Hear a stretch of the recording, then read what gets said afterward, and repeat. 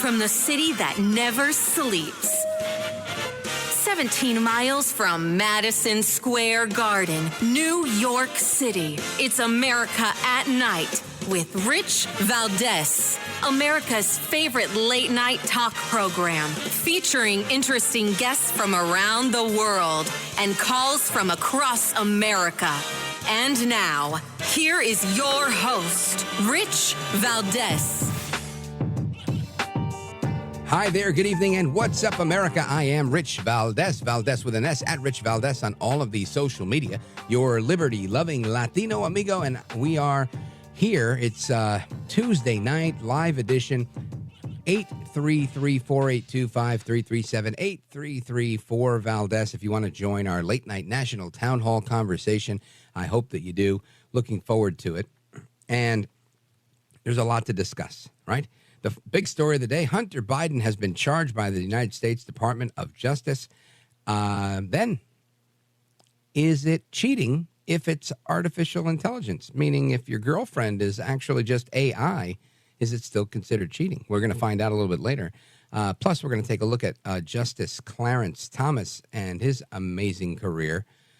Plus, we're going to have some conversation on the news of the day with Hunter Biden being charged. But first, I want to get into a couple of things that I saw today that I thought, man, they just don't give it a break. Listen to this. The American Medical Association is now saying that body mass index standards are racist. Yep.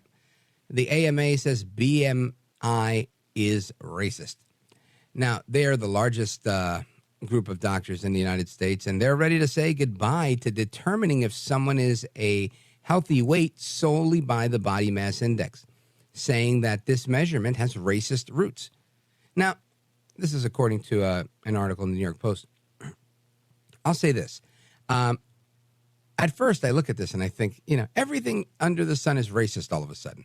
But I will say, being an American of Puerto Rican heritage, I can tell you that the BMI standard has never worked for me, ever. Right now, I guess my diet may not match that of somebody else, but it didn't seem like there was an average here, right? Like I feel like this was created around a certain group of people a really long time ago, and that was it. And they didn't take anybody else or their diet into consideration. Now, of course, when you look at these things and you say, well, if you keep a diet like that, you might drop dead of a heart attack. That may be true, too, which is why sometimes I read these articles and it says, that African Americans and Hispanics are genetically predisposed or more susceptible to heart disease. I can't help but think, is it because we love roast pork so much or fried chicken or whatever it is? I think that could be it. Now, it doesn't mean that other people don't like that, but I think that may play a part in it and how often you eat it, clearly. But back to this BMI, which doctors have used to measure body fat and predict obesity-related health risks for about 200 years. They're saying it's indirect and it's imperfect due to its history and its harmful use for, get this, quote-unquote, racist exclusion. Now, I had no idea. It doesn't surprise me, but I had no idea, right? I realized that certain things were done back in the days to promote racism, right? Back in the days, there was a systemically racist way of life, right? When somebody who was black couldn't walk into a bank and get a mortgage for homes in a certain area because they weren't allowed to live in those areas, right? That is systemic racism at its worst. Obviously, that's not the case today, which is why I often make the case I don't feel like there is systemic racism anymore. There may be incidents of racism, but I don't think it's a systemic issue. Anyway, the report found that BMI does not appropriately represent racial and ethnic minorities because it's based on the imagined ideal Caucasian. Again, that's a quote from their standards, their guidelines for BMI indexing back in the 19th century without considering a person's gender or ethnicity. So it was apparently the enemy of everybody on the left. It was all white men that they used when they came up with the BMI standard. Anyway, back in the late 1800s, this metric came about from a Belgian mathematician, Lampert Adolphe Jacques Quetelet. How's that for a tongue twister. And he determined that the body weight of a normal man was proportional to his height. So that's what they've come up with, and now they're saying it's racist. I don't know if it's racist or not. I don't know if there was a racial exclusion attached to it or not, but I do know that it's never worked for me. And I've been trying to get to 165 or 180 pounds like my whole life since I've been an adult, and I've never gotten there. I think the closest I've gotten is 198 pounds. And that was with like super strict dieting and a little bit of exercise. So I'm guessing I have to really up my game and become like a triathlete just to drop those extra 20 or 30 pounds. Maybe I do, maybe I don't. I don't know. We'll find out. I've definitely cut out a lot of the bad food, but even that, I mean, I eat like a rabbit. You have to see the amount of salad I eat, and still, I can barely get under 200 pounds. And I'm not the tallest guy. Anyway, so that's the story on BMI, and I wanted to share that with you because I thought, oh my goodness, if I don't get to it now up front, when will I get to it? Because I'm going to spend so much time digging into this Hunter Biden fiasco. We're definitely going to get into that. One more. Teachers in the Midwest have held a conference on how to, listen carefully to this, subversively and quietly, that's a quote, teach explicit sexual education, gender transition to students without parental knowledge. Yep, you heard that right. Teachers across the Midwest attended an online workshop last week in which they reportedly devised plans and traded tips on how to help trans-identifying students undergo a sex change at school without their parental consent. Crazy. The Daily Mail reports that 30 teachers from Midwestern states attended a 4-hour online workshop hosted by the Midwest and Plains Equity Assistance Center, or MAP, and discussed how to help these trans-identified students who've come under attack in conservative states after legislators passed new laws that take aim at their gender identity, is how they phrase this. Their pronouns, access to bathrooms, men competing in women's sports, and parental rights. Crazy. The online workshop was funded by the Department of Education and included teachers in states across the Midwest that include Ohio, Illinois, Michigan, Iowa, and other states. So this is what's going on with your old tax dollars at work. They're teaching teachers how to subversively, let me just get that quote for you again, and quietly, subversively and quietly teach explicit sex ed, gender transition to students without their parents' knowledge or consent. Crazy times. Now, Hunter Biden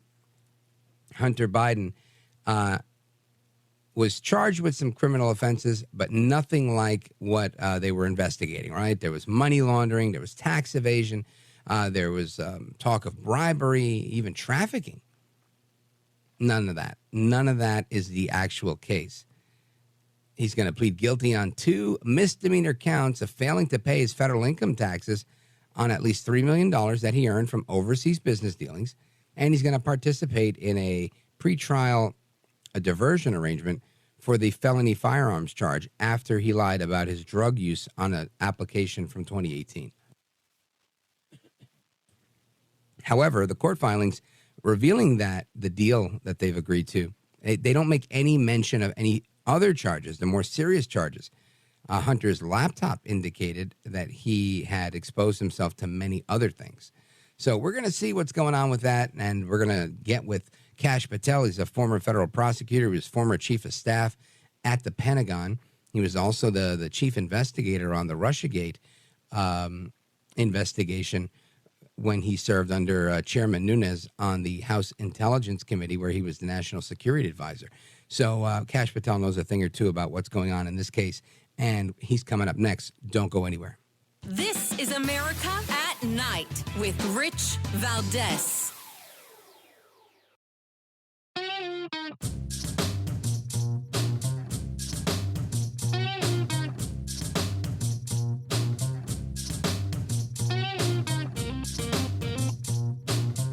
America at Night with Rich Valdez.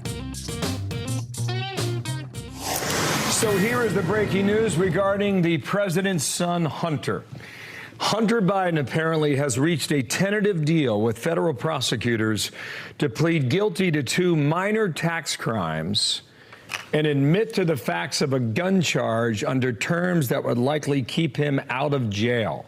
That's according to the Washington Post and court papers that have been filed as of today, Tuesday, June 20th, 2023. Hunter Biden, age 53, might appear in court to enter a plea on that. Any proposed deal, I'm reading now, any proposed deal would have to be approved by a federal judge. It's not immediately clear as to whether or not Hunter Biden might appear in court to enter his guilty plea. All right, that's an update from Fox News. The breaking news that you probably heard several times throughout the day, that the president's son, Hunter Biden, was charged criminally by the Department of Justice. The problem is, it seems like it's just not enough. Now, gladly, lucky for me, I should say, I wasn't holding my breath. I didn't expect this to be a big deal, but what he did seemed to be a big deal. But I want to get to the bottom of it, so I want to welcome Kash Patel.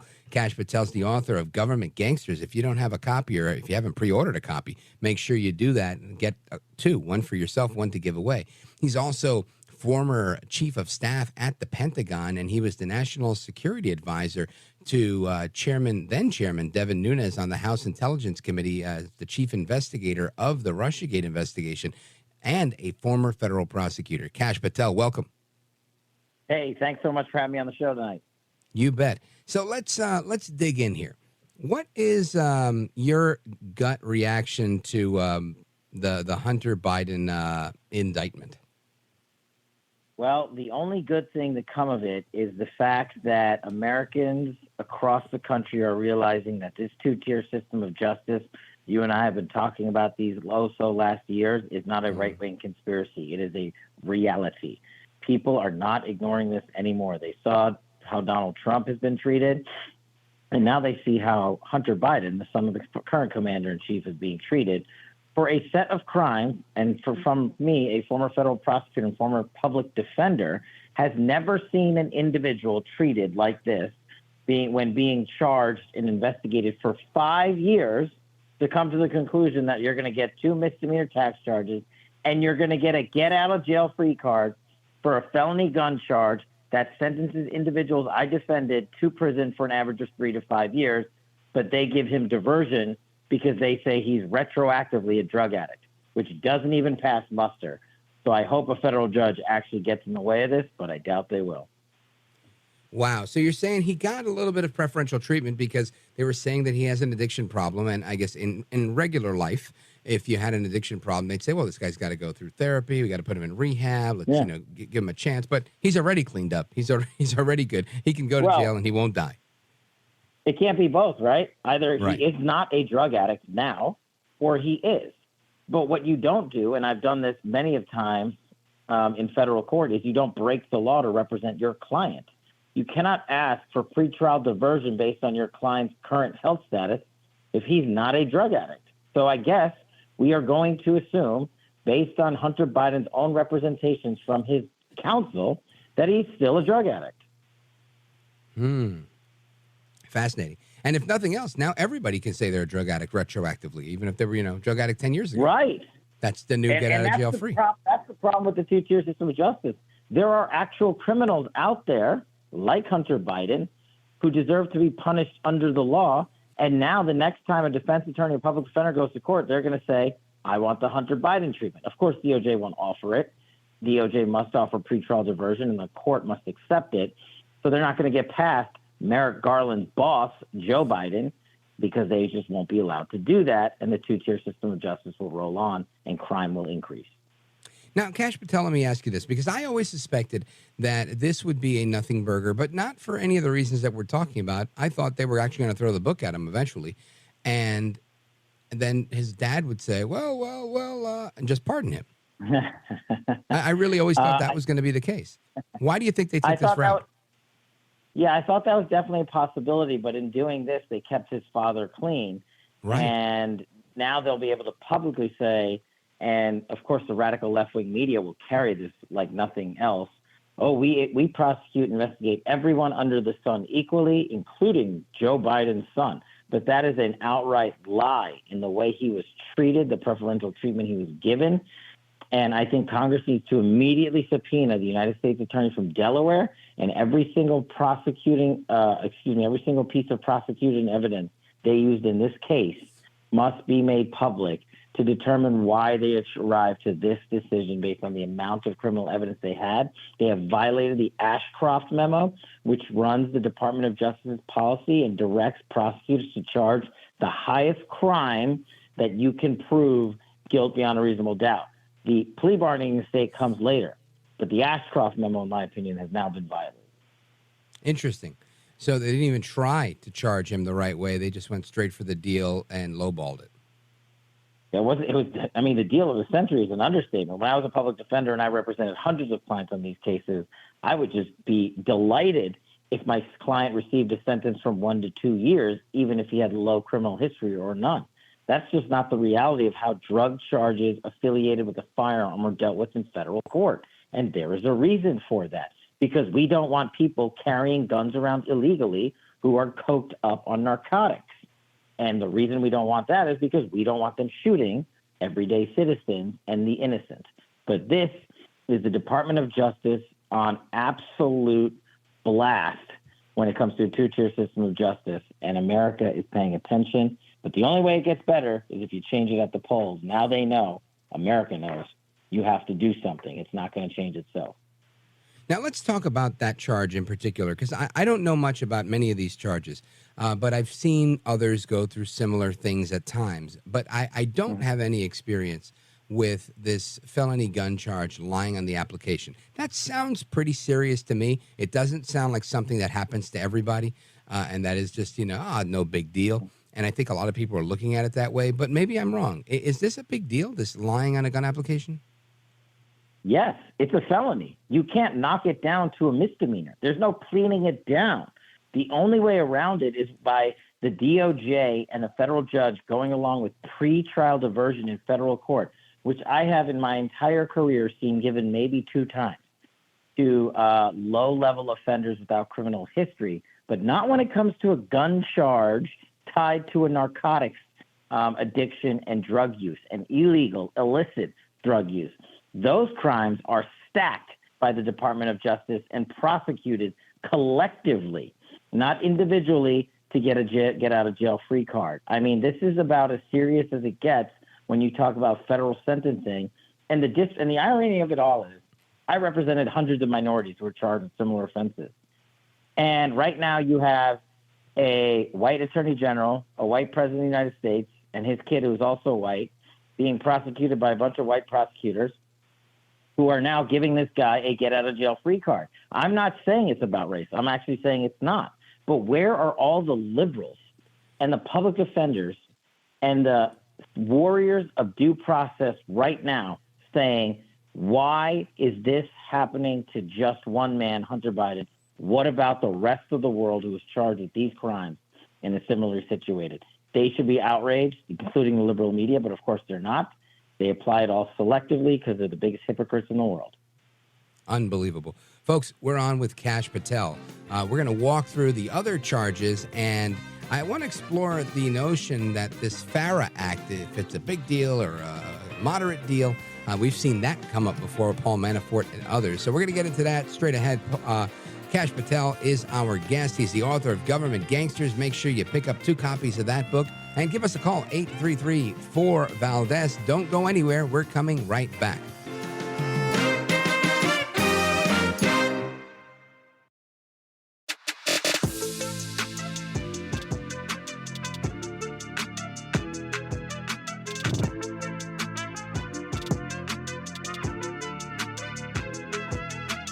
Well, thank you, Rich, and thank you for everything. I know you very well, and I listen, but I have a lot of people that listen, and they love your show, and I appreciate it very much. America at Night with Rich Valdez. My first reaction is it continues to show the two-tier system in America. If you are the president's leading political opponent, the DOJ tries to literally put you in jail and give you prison time. If you are the president's son, you get a sweetheart deal. Now, this does nothing to our investigation. It actually should enhance our investigations because the DOJ should not be able to withhold any information now, saying that because of pending investigation, they should be able to provide Chairman Comer with any information that he requires. That is Speaker McCarthy talking about a two-tiered system of justice, theirs and everybody else. Now, this seems to be very evident today with what we saw with the charge on Hunter Biden. Our guest, Kash Patel, the author of Government Gangsters. Make sure you pick up a couple of copies of that. Keep one, give one to a friend. Kash Patel, in your experience as a federal prosecutor and a lot of the things you've done, I'm guessing you've come across some FARA registration issues. And I guess my question with the Foreign Agent Registration Act is, are all FARA violations equal, or are some more egregious than others? Of course, not equal, because this DOJ has decided to weaponize not just the FARA statutes, but every other one and apply them unequally, like they are doing with the National Defense Information Act. Just look at Hillary Clinton, Bill Clinton, the sock jar case, Biden's handling of classified information, Pence, and so on. And when you look at FARA, the Foreign Agent Registration Act, it's supposed to simply be, if you work for a foreign government and you lobby the United States for contracts, for money, for favorable treatment for a foreign government, you're just supposed to simply register. And if you don't, it's a crime. But of course, the D.C. establishment has never punished that, except basically with Paul Manafort. But essentially, that's what Hunter Biden was doing with Ukraine, China, and other countries. And I don't think he met the FARA registration commitments. But of course, he wasn't prosecuting. So just another example of that. Right. And the reason I ask is because I know that we've heard a lot about this over the years, of people that were doing deals as lobbyists, as this, as that, as whatever. And you hear conflicting reports, people saying, oh, it's just, it's a simple process crime. They forgot to register, or their registration lapsed, et cetera. And this is being blown out of proportion. But yet I do remember seeing Paul Manafort and reading about Paul Manafort being ripped out of his house and in his underwear at 6 a.m. with a SWAT team and a raid on his home. And none of that happened to Hunter Biden. He wasn't even charged with violating FARA, but yet he was all over the place cutting all these deals and not paying tax on all this money that he made. So, I get that we have this two-tiered system of justice, but I was wondering, like, is it really that easy for them to just treat one guy one way and treat another guy the other way? Or is it because there was an actual difference in what each one was charged with? Oh, it's very easy when you control the levers of government, and when you control the executive branch and the DOJ and the FBI, you're in charge. And these institutions have been hijacked by these government gangsters that I write about. And the only cure we have is measures taken by Congress, which seem to be falling short because they're not moving quick enough or hard enough. And what I mean by that is that the verbiage left in the Hunter Biden plea agreement tells you everything you need to know. That quote at the end that says, the investigation is still ongoing, is a complete red herring and a head fake. It's what prosecutors say to Congress when they don't want to bend the knee to their constitutional oversight. And they'll use it to say, we can't give you any documents. We're still looking at this case. Even though any prosecutor who's had any real experience in DOJ knows you don't close out a case unless you close out the entire case. You don't do it in piecemeal, meaning Hunter Biden pled guilty to what I believe is whatever they were ever going to bring and nothing more. And now Congress will never get the documents that they've been fighting for. And they just don't know how to step up the subpoena process and the budgetary process, more importantly, to make these government gangsters produce these documents, because we know DOJ and the FBI won't do anything with them except hide the corruption. So at least we can have the documents so we can vote appropriately and be educated when we hit the polls in 2024. That's our mission. Yeah, I agree with that. And folks, we're on with Kash Patel. You can find him at Kash on Truth Social if you want to follow his social media. Now, Kash Patel, in the couple of minutes that we have remaining, clearly this was a sweetheart deal for Hunter Biden. We've heard in the past him say he's done nothing wrong. You've heard his dad say he's done nothing wrong. Now the Department of Justice is saying he's done something wrong.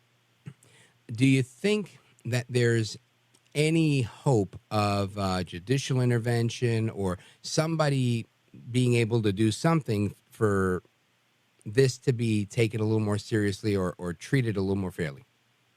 Well, we talked about Congress, but they are getting slow-rolled by FBI and DOJ, and that's on the Republican Congress. If they need to step it up with their leadership, send out subpoenas and stop sending out nice letters and saying, we'll see you in 3 months when you give us a redacted document. And, oh, by the way, a whistleblower had to show Chris Wray lying to a United States senator about the document in the Biden bribery case, which we still haven't gotten out to the public. And so if they don't want to step it up, I'm afraid there's not much we can do. Now, a federal judge in this case should intervene and reject this plea. It is, of course, up to the judge to accept the plea or not.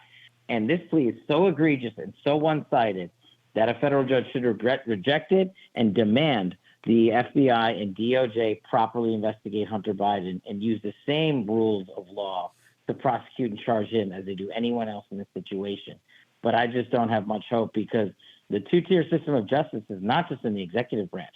It's in the administrative state, it's in the legislative branch, and unfortunately, it's in the judiciary as well. Just look at how some of these judges have issued rulings on things such as January 6th or anything related to, let's say, President Trump and the raid unlawfully on his compound at Mar-a-Lago, and how these judges and prosecutors are allowed to be huge Democratic donors and be huge Trump haters and actually be huge unethical, unlawful prosecutors themselves, like Jack Smith and his deputy Karen Gilbert, who think they can get away with anything because they will never be punished. And this Congress is the only mechanism we have left, and they are failing the American public at moving at the speed we need them to be moving. All right. And final word to you on any bombshells coming out of the closed-door testimony from Special Counsel Durham tomorrow on Capitol Hill, or is that just more of the same?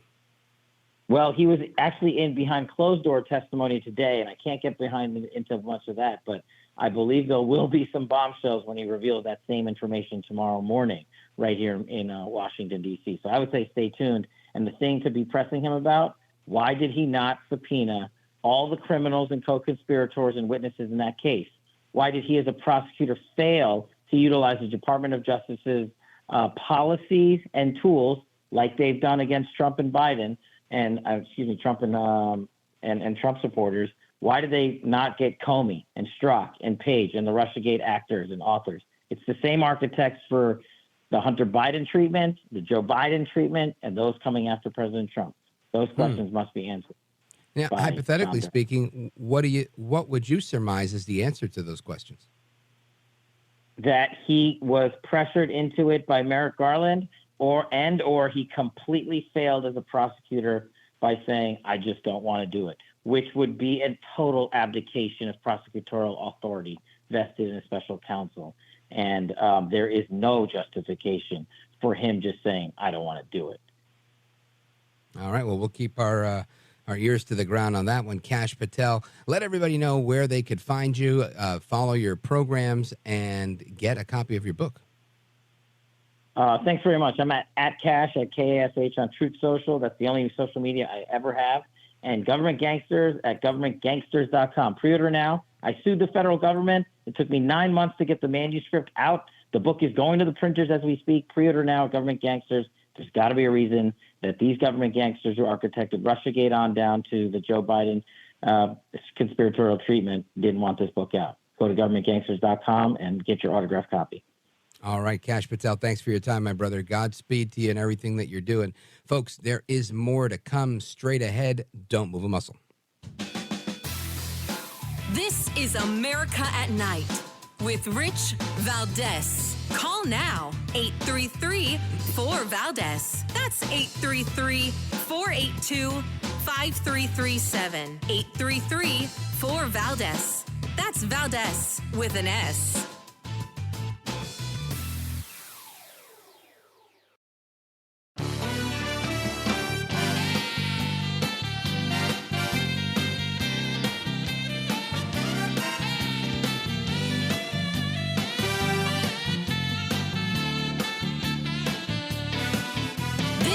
America at Night with Rich Valdez.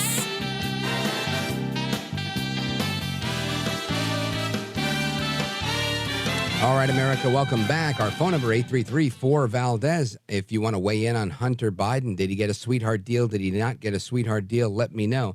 But we remember back in May, right? As a matter of fact, it was on my birthday, May 5th, 2023. Joe Biden, Joel Baboso Biden, the president of the United States, he reiterated that his son Hunter, who he once referred to as the smartest guy he knew, had done nothing wrong. Listen to this. Sir, there is something personal that's affecting you. Your son, while there's no ties to you, could be charged by your Department of Justice. How will that impact your presidency? First of all, my son's done nothing wrong. I trust him. I have faith in him. And it impacts my presidency by making me feel proud of him. He is very incredibly proud. I remember he answered a similar question the same way, saying, I'm incredibly proud of Hunter. He's the smartest guy I know. Listen to this one. This is Biden in San Francisco today. He's still incredibly proud. I'm very proud of my son. Just imagine that, that level of support. So your son was, arrested, indicted on federal charges for tax evasion and a felony gun charge. And Joe Biden says, play it again. I'm very proud of my son. He's very proud of his son. Now, listen, I guess that's the way to do it, right? I mean, Joe Biden has insight, in my opinion, into the way the media works better than you and me, because he's been around a lot longer. And I would think I would probably give a knee-jerk reaction that's a lot more honest, saying something like, look, we're going to see where the facts go on this. I believe my son didn't do anything wrong, but if he did, he should pay the price. You got to give some sort of fair and somewhat reasoned response. At least that's what I would do for my kid. But Biden doubles down. He's done nothing wrong. I'm very proud. I love this guy. Smartest guy I know. Best businessman ever, right? So maybe that's the way to do it. I think as a parent, that's the way you do it. I just think the caveat comes when you're a parent and the president of the United States at the same time. Anyway, now Hunter's attorney, a guy named Chris Clark, he was on the news today, MSNBC to be exact, and he says what's really fair here is the release without any conditions so that his client, Hunter Biden, can get on with his life, because otherwise that would be unfair, right? Like to put him in jail. Listen to this. Do you have an idea of what the conditions are going to be? Is he going to be on probation? It's up to the court. My expectation, at least with regard to after that proceeding, is he'll be released without conditions. But, what the ultimate disposition of the case is going to be up to the judge. The prosecutors are not asking for jail time. Are you concerned that the judge here might freelance? I think, look, there are documents that haven't been publicly released yet. I think people have reported what the prosecutors are asking for. I think you have to wait till the court proceeding happens to know. But, I think the judge is going to do what's fair. And I think what's fair is, my client gets on with his life. Getting on with your life, right? Isn't that great?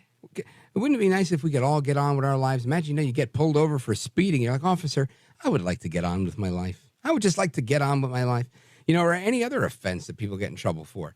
Think of all these poor guys that get DWIs and because they had 3 drinks instead of 2 when they were coming home from wherever. And I just want to get on with my life. Imagine if that really worked to get you out, right? I'm Hunter. I have a laptop. I've got videos. I've got stuff. I've got a gun and nude pictures with the gun. This New York Post article's got all the pictures in it. It's crazy stuff. Anyway, we continue. We continue our little journey here into the Hunter Biden investigation and the media's reaction to it. Because, man, it's interesting. Manu Raju, he's from CNN.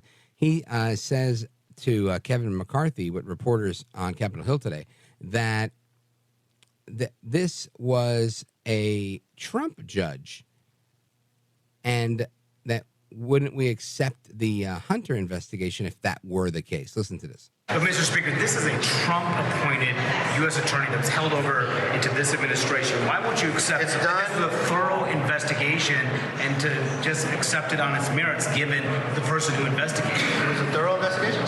Why would you accept it? I'm asking you. But I'm asking you. So you believe it's a thorough investigation? I'm asking you. Do you think it's equal and fair that a political opponent is going to be given jail time, but a presidential son, and if you compare this to other individuals in America that have these same accusations against them, same crimes that they had been guilty of, that they were proposed to have 10 years another time period, I think that's a difference in justice.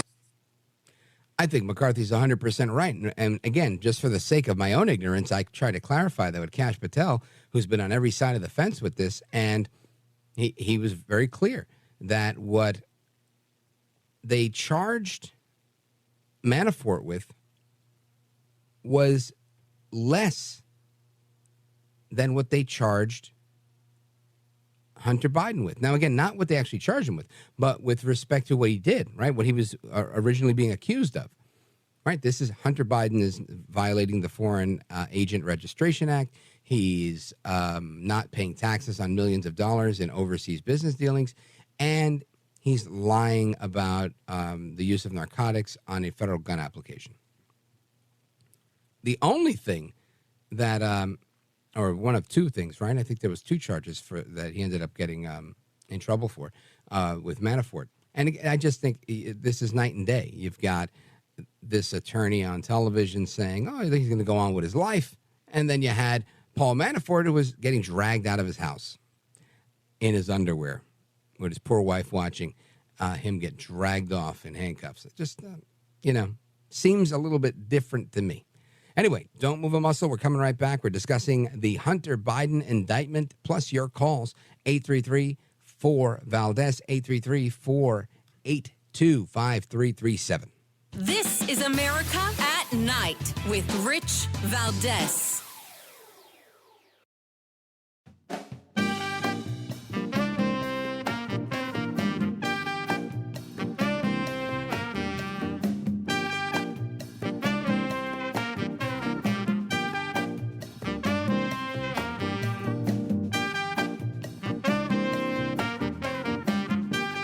America at Night with Rich Valdez. All right, America, welcome back. Again, our phone number, 833-482-5337, if you want to weigh in on Hunter Biden. The prosecutor, former federal prosecutor and state prosecutor, Eli Honig, was on CNN today, saying it would set a dangerous precedent for the Department of Justice to turn over Hunter Biden's investigative documents. Obviously, this is a preemption or in response, if you will, to what Kash Patel was just saying that, look, we should subpoena all of these documents so that we could see exactly what was going on as part of the oversight function that Congress has. But Eli Honig is already saying, no, we're not, and I'm sure I'm mispronouncing that name. But my point here is that they're already laying the groundwork to say, no, this would be wrong. We can't show you our little notebook on the investigation, because then you might figure out that we're just giving this a sweetheart deal. Listen to this. And we also mentioned that congressional Republicans who are involved with committees that are investigating Hunter Biden or will try to look at this. Yeah. How would they do that? How much access would they have to the federal investigation? It's a great question. So let's say they subpoena DOJ and say, we want your whole investigative file on Hunter Biden. DOJ, given their history, I think would resist that. I think they would say, we do not turn over information, certainly on pending investigations. Now, this one probably is not still pending, but you can imagine the dangerous precedent that would set if Congress could. What is so dangerous about this? I think, again, especially if it's not pending, right? If this has already been adjudicated and the sentence was already dished out, then what is the problem with saying, here's what we did? You can go ahead and double check our work. I don't know. If you have a different opinion, let me know. But to me, it sounds like they're just trying to say, look, we do our thing, and nobody's allowed to know how we do our thing. All right, folks, more to come straight ahead. We're going to continue talking about the justice system, in particular, Clarence Thomas.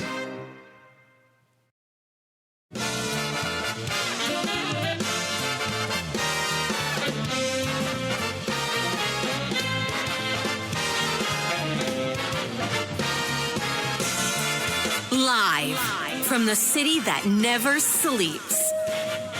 17 miles from Madison Square Garden, New York City. It's America at Night with Rich Valdez, America's favorite late night talk program, featuring interesting guests from around the world and calls from across America. And now, here is your host, Rich Valdez. Hi there, good evening, and what's up, America? I am Rich Valdez, your liberty-loving Latino amigo, and I'm happy to be here with you tonight. It is Tuesday. Our telephone number is 833-482-5337, 833-4-VALDEZ, if you want to join our conversation with our guest. And a couple of quick headlines. There was a letter containing a mysterious powder that was sent to several people in Washington, D.C. These series of threatening letters were addressed to several Republican lawmakers, Kansas Republican lawmakers, the Kansas Attorney General, former President Donald Trump, and Supreme Court Justice Clarence Thomas. Now, Thomas has been taking fire for quite a while, for a myriad of reasons, right? Since his very contentious confirmation hearing, where Joe Biden gave him just a horrible way to go at that time, to the Anita Hill thing and all of that stuff. It was just horrible. And yet they call him the cruelest justice. They say that he's a race traitor, an ideologue, and an enemy of the little guy.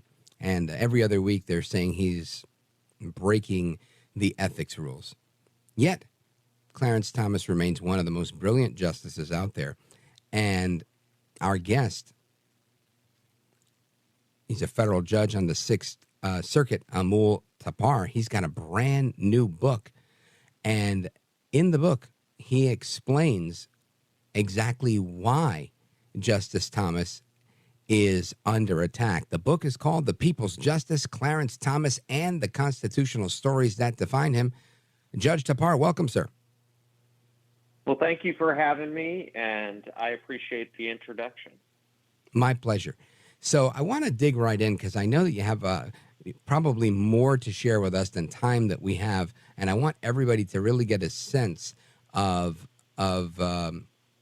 Clarence Thomas's work and really why you've decided to write this book and give it the title that you did, right? The namesake, The People's Justice, when he's often been labeled as an enemy of the little guy. Yeah, I think one of the things, Justice Thomas is an originalist, and as an originalist, he believes in honoring the will of the people. And he often does so in cases that no one will tell you about. I mean, some of the most important cases of our time, no one tells you about because they don't want you to know the true story. They want to paint the caricature of both Justice Thomas and originalism. And when you learn the true story of the cases, which is what the book reveals about the real people and their real struggles as they come before the court, you see how much empathy Justice Thomas has, not only for the will of the people, but for the actual people in front of him. As we go higher in our court system, away from the trial court, we often talk about legal principles and we forget about the real people in front of us. And what the book does in 12 constitutional stories of 12 cases is recounts the actual facts and what Justice Thomas says in his own words, and then lets the reader conclude for him or herself. Does Justice Thomas, is he like what the critics say, or is he something different? Outstanding. And I think it's that type of presentation that everybody appreciates, where they can decide for themselves what's going on. Because people go to court all the time. And I think very few of us know what it's like to go to the Supreme Court or to end up in Supreme Court. And I think that's where people lose sight of, the type of work or the type of jurist that Justice Thomas is. So that being said, let's talk about some of these stories. I see that there's a reference to one about a woman being in debilitating pain whose only effective medication was taken away by the government. And tell us about that case and how Justice Thomas handled it. Yeah, so Angel Raish is this incredible woman who was in such debilitating pain, and her doctors tried everything.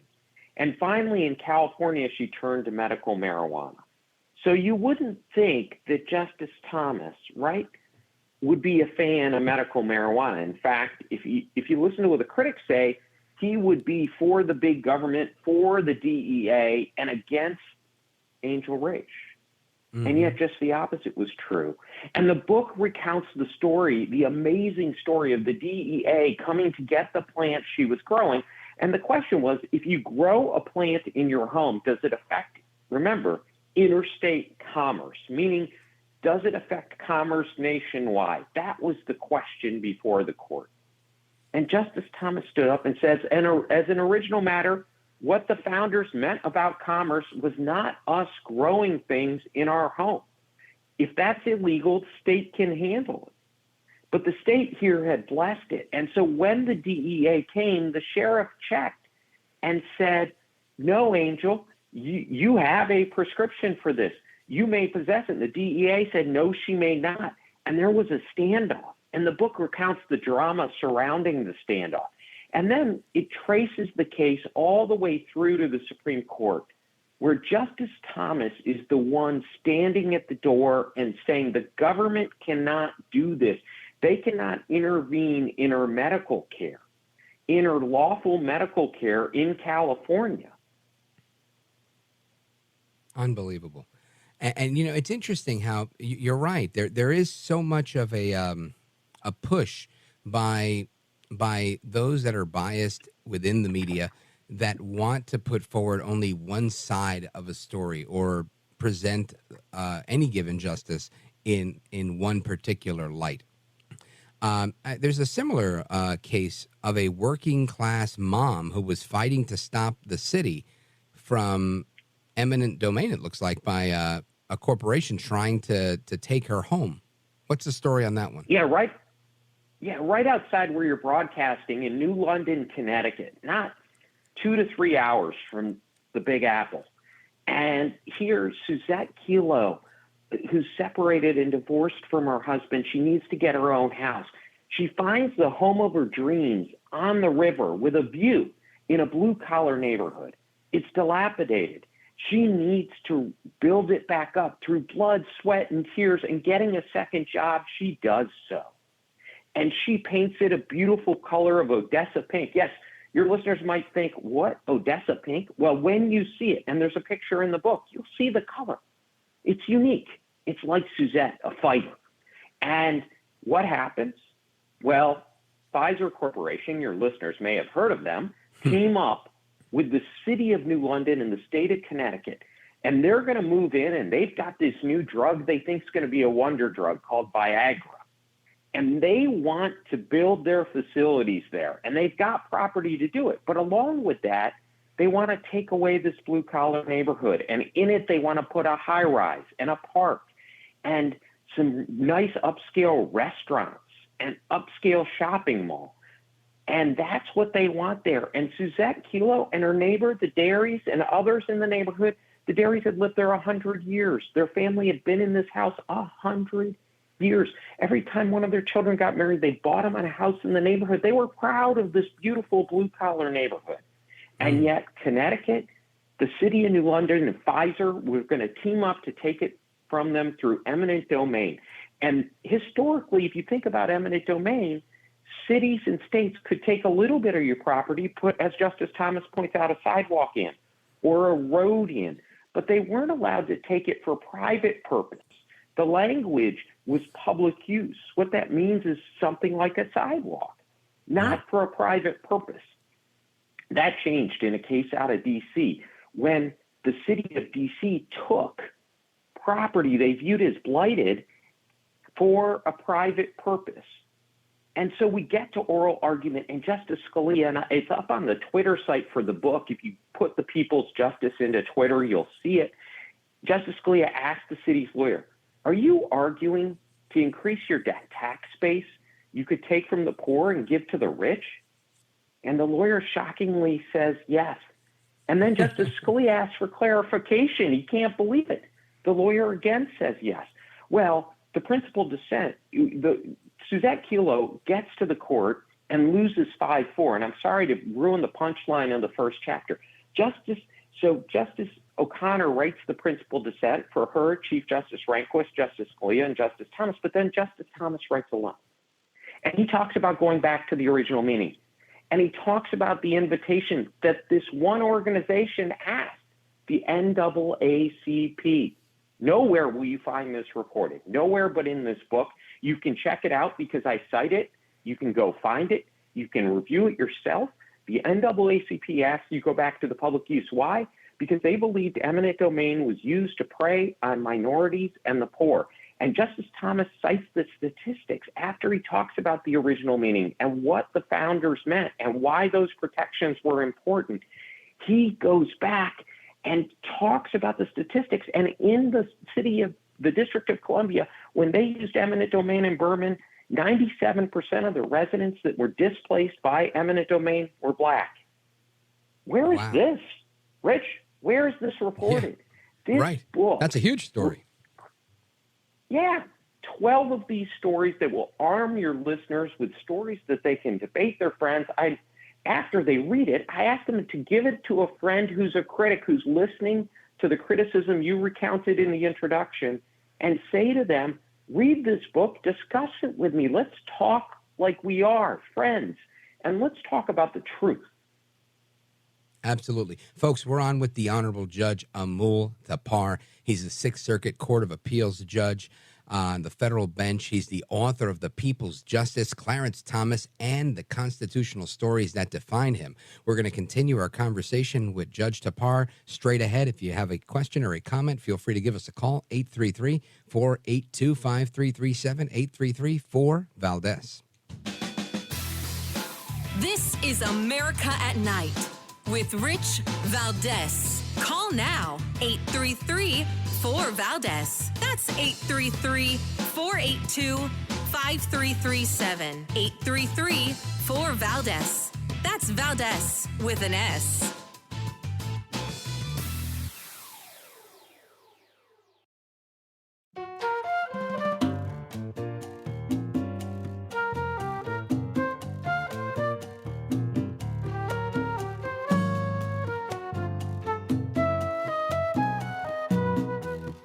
America at Night with Rich Valdez. All right, America, welcome back. Our guest is Federal Judge Amul Thapar. He's the author of the brand new book, The People's Justice, Clarence Thomas, and the Constitutional Stories That Defined Him. We've been having discussion on some of those stories thus far. One of our listeners in West Virginia on WCHS is calling in. Tommy, very quickly, go right ahead. You're on with Judge Thapar and Rich Valdez. Thank you, gentlemen, for this opportunity. Your Honor, we know that Justice Thomas has been criticized for not reporting vacations and other things with his pal from Texas on his financial statement. But there's also been a criticism ethically of Justice Sotomayor involving a case that was before the court. Can you please tell us what was that about? Because I really don't remember much about it at all. I'll listen off the air. Thank you. Thank you, Tommy. Judge, I'm not sure how much you can address that, but feel free. Yeah, I don't think I can address it other than to say that I know almost all of the justices, and what I can assure you is whether it's Justice Sotomayor or Justice Thomas, they take their obligations very seriously, and they try in every case. You can see, this is the thing about originalism, is you can judge Justice Thomas by his jurisprudence. Is he being consistent with his jurisprudence? Or is he doing something different? Because originalism, you have to show your work. And what I mean by that is originalists believe that the American people, not 9 unelected judges, are the source of the law that governs us through the Constitution and statutes enacted by our elected representatives. And the judge's role is to determine what the words of those documents meant when they were enacted and apply them to the cases in front of him or her. Nothing more, nothing less. And Justice Thomas is committed to applying the original meaning, and he shows his work. And so while I understand, and I thought his question was very thoughtful, I obviously am bound not to wade into what's currently going on because that's referred to a committee that reviews that of the judiciary. But what I can assure the American people about all 9 of the justices is that I truly do believe they're just trying to get the right cases right to the best of their abilities.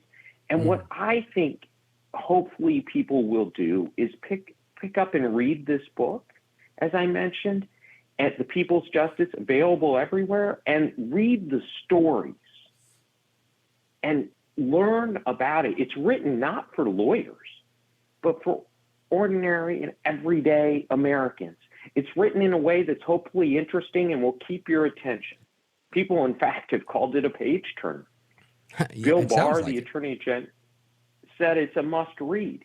And so I hope people will do that, because I think it will arm them with the information they need to have these discussions. And I hope they're discussions.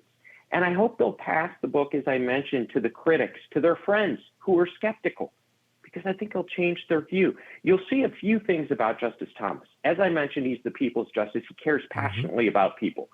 He cares passionately about the original meaning. And what may surprise you the most is his very strong Black voice. His belief, if you look at chapters 2 and 3, it talks about educational vouchers and affirmative action. His belief that when Black Americans, like all Americans, are given equal opportunity, they will succeed. When they are held to the highest standards, they will succeed because they are amazing.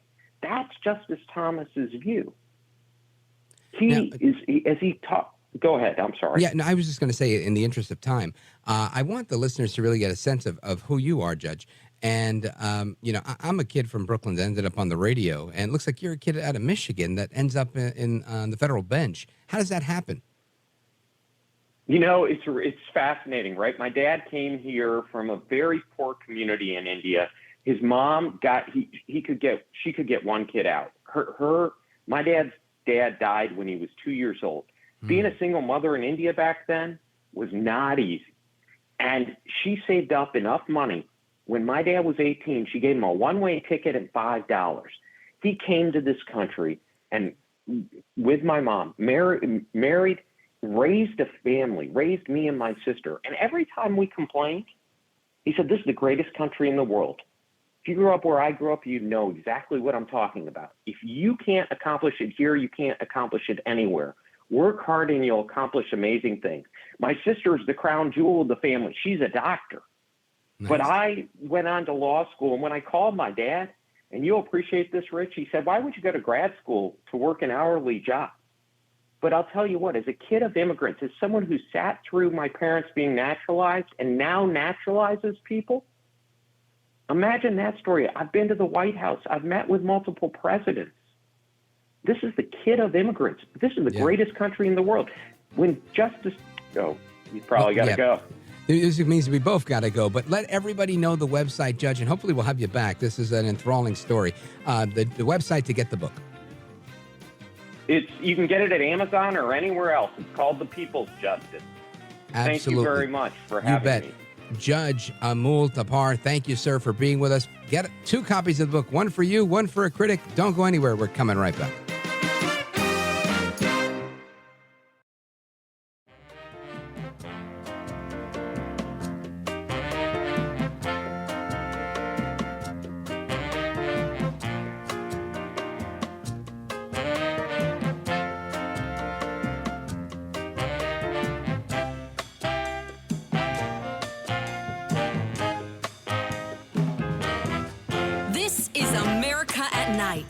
With Rich Valdez.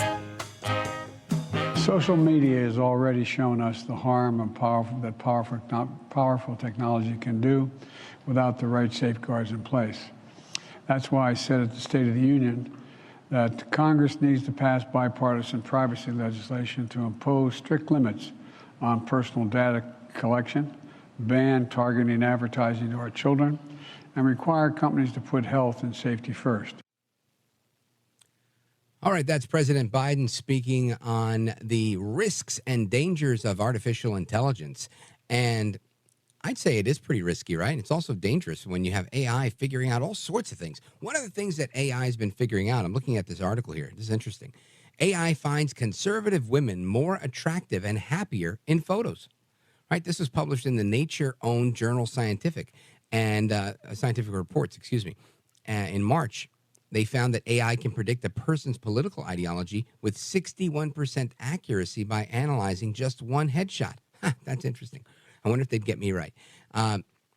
They inputted about 3,200 publicly submitted photos, and the scientists analyzed this stuff for females, not males, though. High attractiveness scores were found amongst those the model identified to be more conservative. So you've got AI saying that the conservative women are better looking.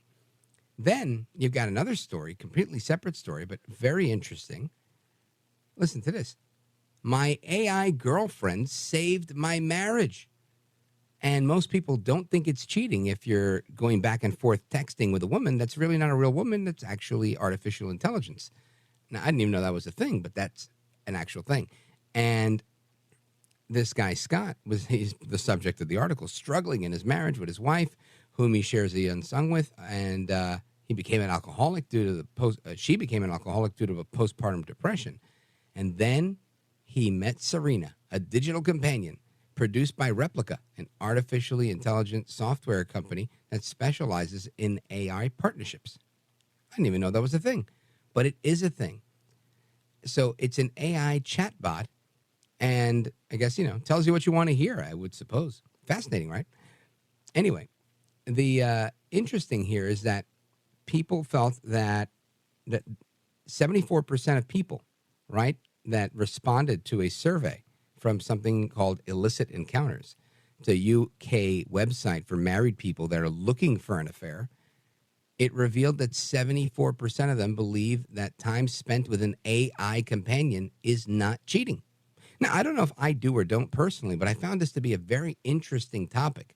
And I wanted to connect with somebody that I think really could analyze this from a different perspective, right? Because what do I know about that stuff? Pamela Garber, she's a licensed mental health counselor, psychotherapist with Grand Central Counseling Group, and she's our guest. Pamela Garber, welcome. Hey there, Rich. Thank you. My pleasure. So let's dig into this one, right? Based on what I've heard in the past, I've heard that people have emotional affairs where they could just simply like someone that they work with and never even get into an actual physical relationship with them. And this has been the subject of or the source of tearing apart many a marriage. But AI, even though it's not a real person, people think it's not cheating, but could it have the same damage? Or like the article suggesting, do you think it's like the saving grace to help marriages stay together? Sure. I think it could be both. I think short term, there could be benefits where someone may be in a better mood. Let's say the person is getting his or her needs met, and so tension is eased. But in the long run, there is the pattern set up of turning to someone else. I mean, even though it's an artificial someone, to get needs met, to get soothing, comfort, share about the day, et cetera, et cetera. And there's only so much energy any of us have, and that energy is supposed to go to one's spouse. So in the short run, maybe it wouldn't be noticed, almost like using a credit card and not paying, the debt, and then the interest accrues. You don't notice it immediately, but the interest does accrue. And so this is like an emotional interest accruing. Right. And my thought here is, and I get it. I see how that could, you come home and you're like, hey, honey, how was your day? Oh, I can't talk right now. I've had a horrible day. I need 3 hours of alone time. Okay, great. So now you have one person that wants to talk and see what's going on and have some companionship, and the other one that wants to isolate because they want to blow off their steam or whatever, what have you. And you have options, right? So you turn to your AI chatbot and you're like, hey, what's going on, sweetheart? And you're having this romantic conversation with your AI chatbot. That could easily be you chatting with a stripper at a strip bar, or calling someone from work that has an interest in you. But those are real people, and that would pose a threat to your relationship, whereas doing it with a robot doesn't. I think that's how the logic goes. I just don't know if it changes anything. Well, but the pattern is still in place. I mean, yeah, the AI isn't, going to get pregnant or I don't know, complain about not getting flowers on Valentine's Day or something, or show up at the home, et cetera. But the pattern is still established where let's say the husband is turning to someone else or something else on a routine basis as opposed to turning towards his wife. And, even if, wife isn't on the same page and not affectionate on, a schedule that matches what the husband wants, or there's some sort of disconnect, a disconnect can be helpful. That's something to work through in the relationship, to, say, make up intimacy that comes from a disconnect, and then, and then being on the same page. That's part of life. And this artificial thing is satisfying on enough of a level to get that pattern in place. Right. And that seems to be the criticism of what I'm hearing here, is that some people saying that, nobody's ever going to measure up to the perfect chatbot, right? No way your partner could meet that standard. So is this, as a mental health counselor and a psychotherapist in your practice with your patients, is this something that you would recommend if your wife is ignoring you? Annoyed by that. Freudian slip, security. Right, I was just thinking that. Yeah, if that's the case, would you recommend they go and find a chatbot, or do you think this is the beginning of the end?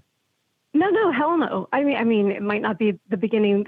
I think it could be the beginning of the end, perhaps. I mean, depending, but it's definitely setting up a pattern. And right. I think that the disconnect, or, where the person, say the husband, has the excess time and energy to spend with this thing, that lack of satisfaction could actually be helpful within the marriage. It's good to be unsatisfied. It's good to be unhappy in moments within a relationship. That's normal. Is that because it gives you something to work toward? Exactly. Right. Not only to work towards as an individual, but also to work towards within the relationship, to understand, the needs of one's partner, or how to express your own needs. None of this is happening. I mean, the chat box is, not that, it's like psychological porn. I mean, and you wouldn't wouldn't condone that. You certainly wouldn't condone going to some other, venue when you're supposed to work things through as a couple. And like I say, even if things can't get worked through on the timetable that each person wants, that's not a bad thing. Being unhappy to an extent, or disappointed, or even unfulfilled, within the context of knowing that you'll put the work in to change things, is a good thing. It's not bad to be unhappy once in a while in a relationship. Well said. And this, to me, is a perfect place to pivot to, what about single people, right? But let me remind everybody, we're on with Pamela Garber. She's a licensed mental health counselor and psychotherapist with Grand Central Counseling Group. And my question here is, if this is bad, or it creates a pattern of seeking relief outside of the relationship, even if it's a chatbot, then is this something we would recommend to single people? Yes, no, maybe so. Pamela Garber, stick with us. We're going to continue that conversation straight ahead. Plus, let me give the phone number to the audience, 833-482-5337, 833-4-VALDEZ. If you want to join us, we're coming right back. This is America at Night with Rich Valdez. Call now, 833-4-VALDEZ. That's 833-482-5337. 833-4-VALDEZ. That's Valdez with an S.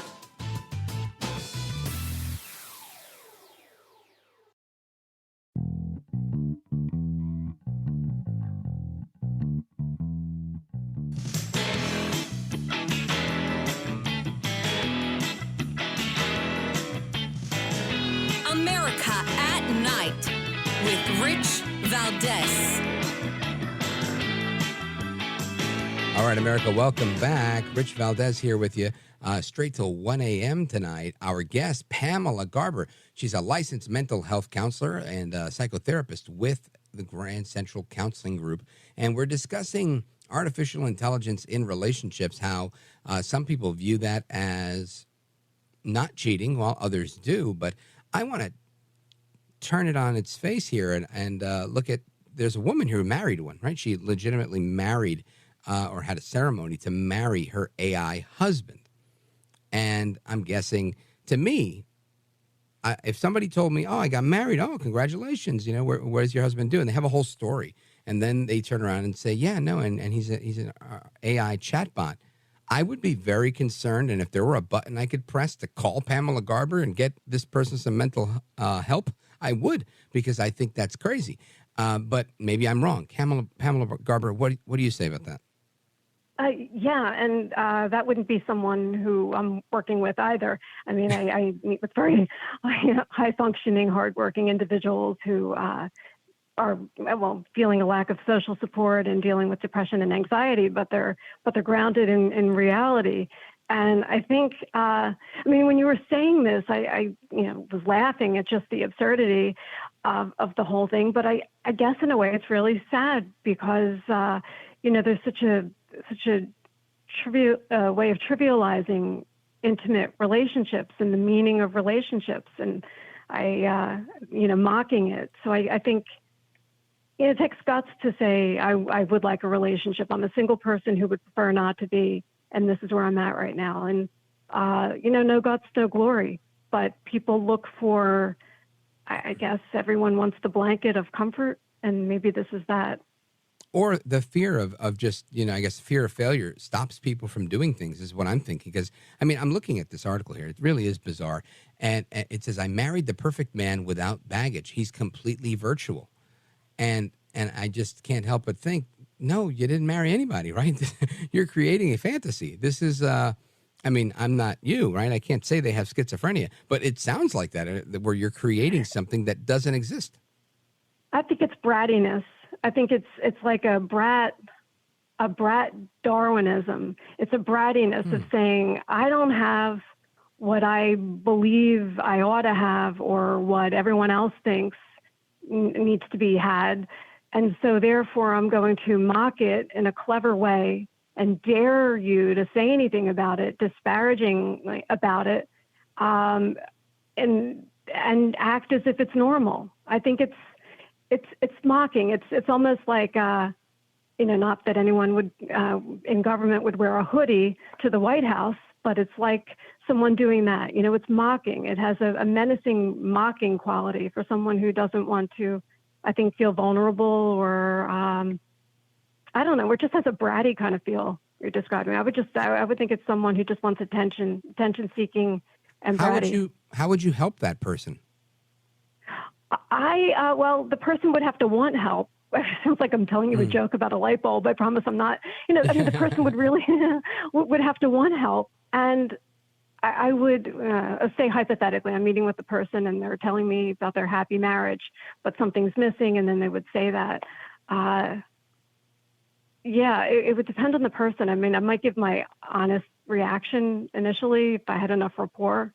Or ask the person if they were if they were in my shoes, sitting across from them, what would they be thinking, and see what that does.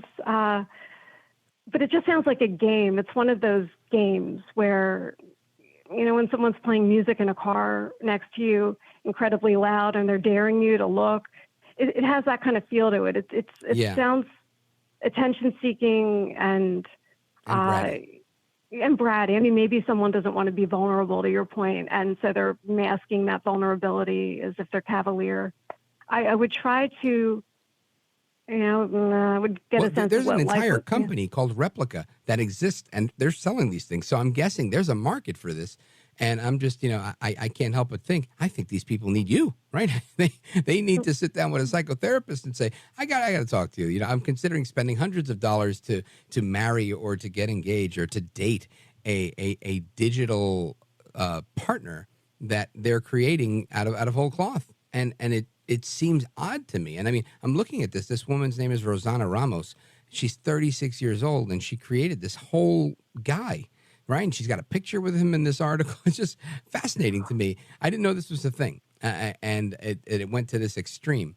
But it seems pretty off the wall. So that's why I'm thinking if somebody's doing this, maybe they're not off their rocker, with a severe mental health issue, but maybe they just do need some support in a couple of areas. And that was my thinking was, how do you help somebody like that?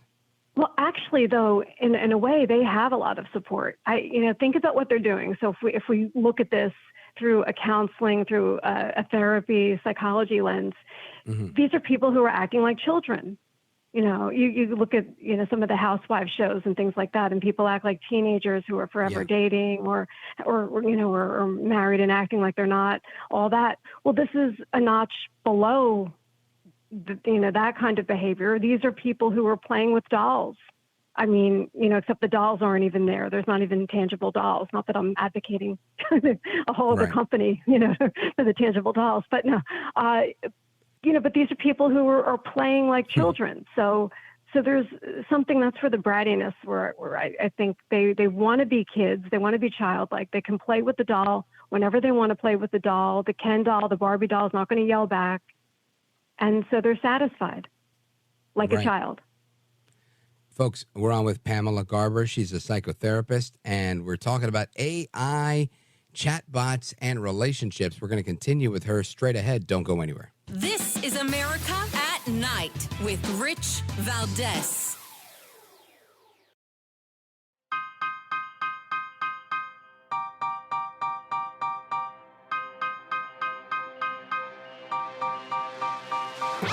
Call now, 833-4-VALDEZ. That's 833-482-5337. 833-4-VALDEZ. That's Valdez with an S.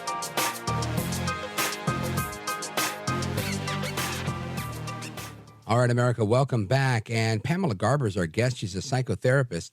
And Pamela, in the minute or so that we have remaining, tell us a little bit why you got into this field. Did you always want to help people this way, or is it something that you just landed in by happenstance? Oh, interesting. I always loved reading biographies and autobiographies and having a sense of what life is like for the other person. And my first love is writing. And in writing, my favorite thing to write is first-person narrative monologues. So I have an interest in other people's point of view, and was thinking about industries where I could be an advocate for another person and what would give me, a front row seat to someone else, what someone else is going through, and also be able to do something constructive with that and working with the person. And that combination of that thinking, of those thoughts, led me to study psychology. Is it everything you thought it would be, or more? Interesting. Okay, so if in film, you have a wide shot and then you have your close-up. In terms of the close-up of me meeting with a client and, everything within that frame of the session, it is, yes. I mean, I enjoy therapy, different types of therapy for different types of situations, and the thought process of it, and being engaged in working with someone, and all that is everything I thought. But the wide net, anyway, there's a lot in the industry that's tough to take sometimes. Pamela, let everybody know how they could find your website quickly. GrandCentralCounselingGroup.com. Outstanding. Pamela Garber, thanks for being with us. Folks, Open Phone America is coming up next. Don't go anywhere. 833-4-VALDEZ. We'll be right back.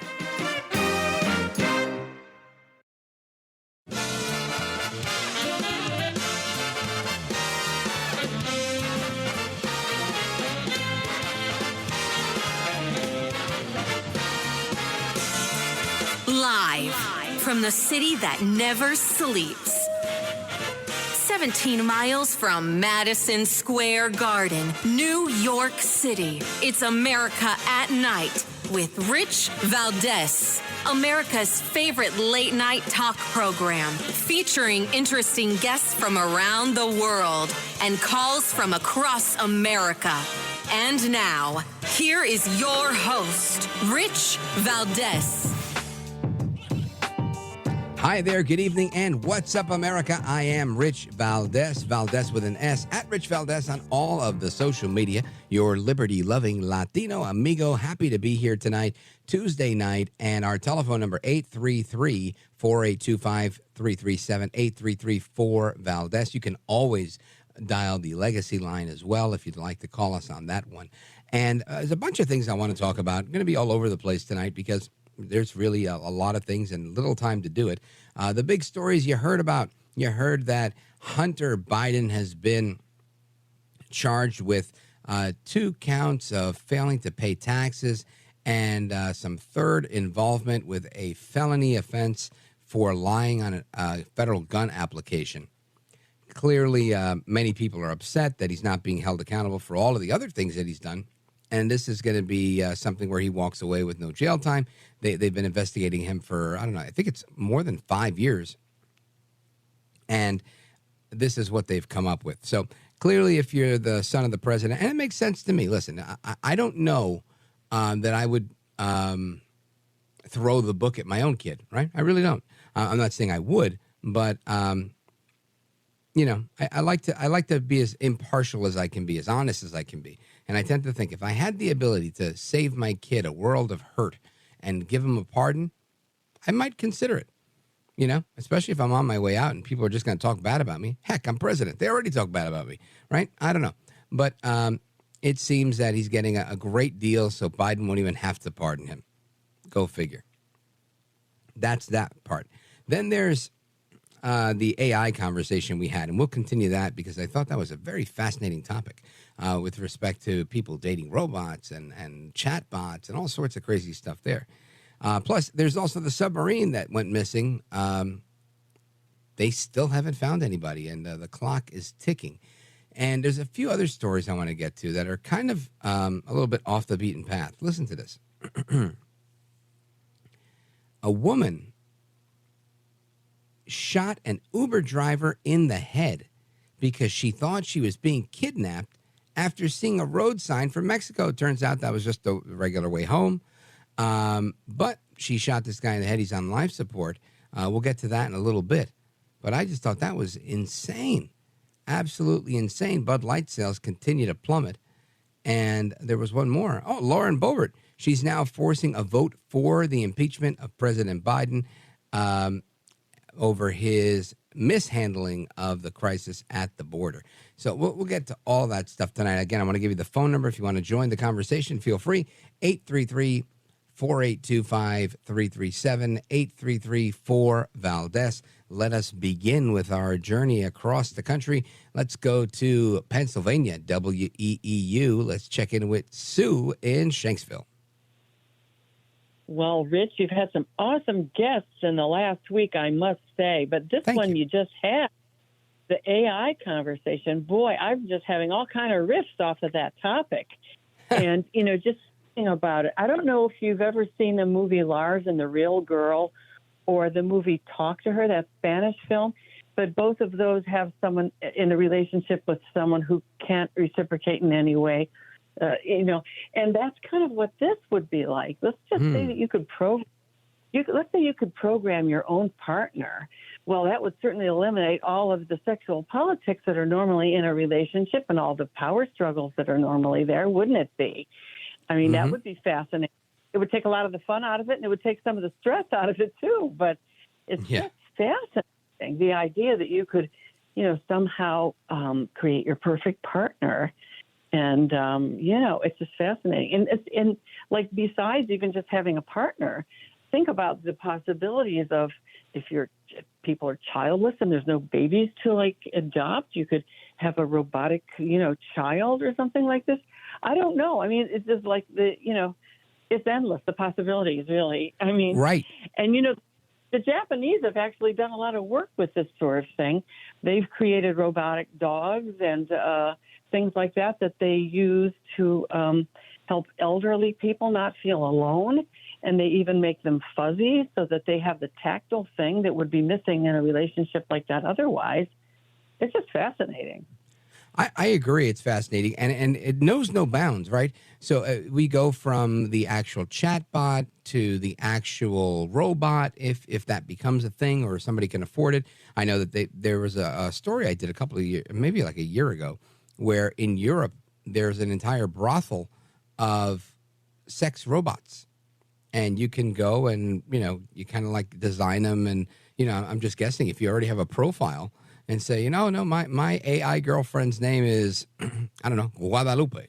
So, all right, Guadalupe is my my girlfriend's name. I'm going to program that into the. I mean, I don't know how it works, but it just, to me, it seems like the possibilities are endless. This is like being able to go to the drive-through and, really customizing your own meal.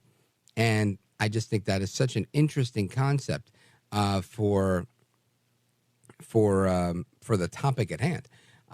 So yeah, I appreciate the compliment. And let me ask you, Sue, was this something that you ever thought you'd actually be seeing in real life?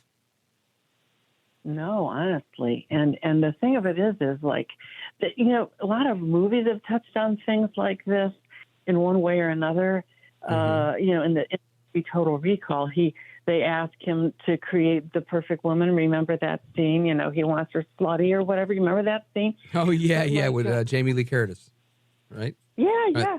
That's a different movie. But, yeah, well, and a lot of science fiction movies have kind of touched on the idea of when we no longer have bodies, or, we're talking about if you could create, your perfect partner, you could have them saying all the things you like to hear and all of that. Who would have thought that we would be even thinking about that now? It's really I agree with you. Who would have thought it? And as they say in Brooklyn, who would have thunk it? Thank you, Sue. I appreciate it. Folks, we're going to continue with your calls and more straight ahead on all of the topics we're discussing. Keep the calls coming in. 833-482-5337. It's Open Phone America, and we're taking your calls. This is America at Night with Rich Valdez. Call now, 833-4VALDEZ. That's 833-482-5337. 833-4VALDEZ. That's Valdez with an S.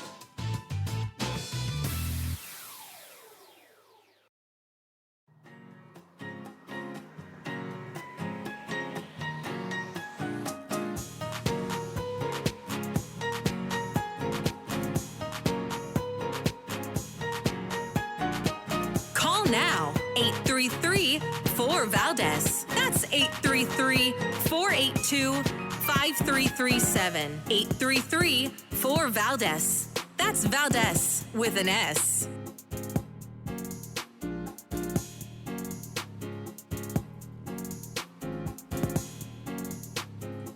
All right, America, welcome back. 833-4VALDEZ. That's our number. And there was that story. I did want to share it with you because I think, man, that is some crazy, crazy stuff.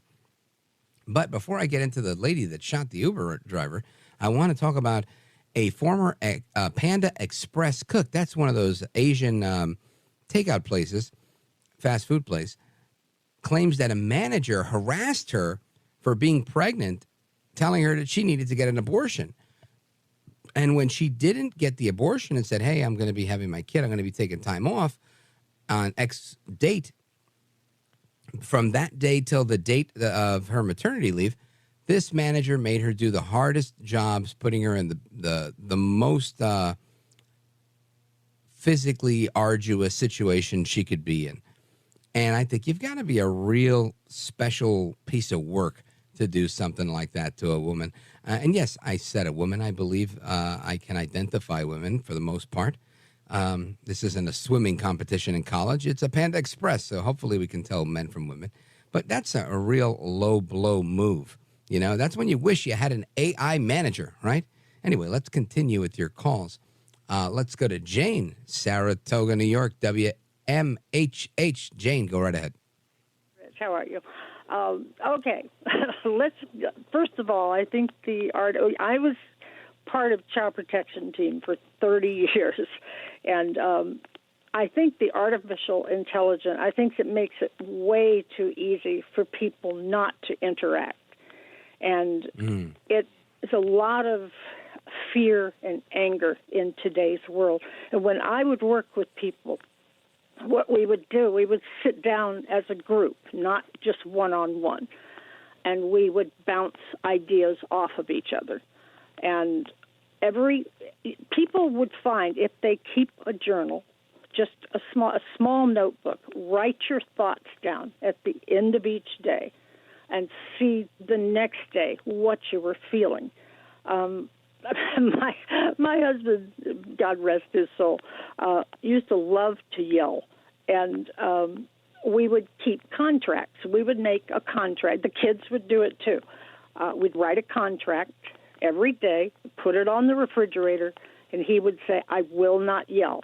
And I would say, "I will not nag." And the kids, How many times did you get sued for breach of contract? Not too many. You believe it or not, you learn eventually. Like, wait, I'm going to have mud on my face today if I break this one.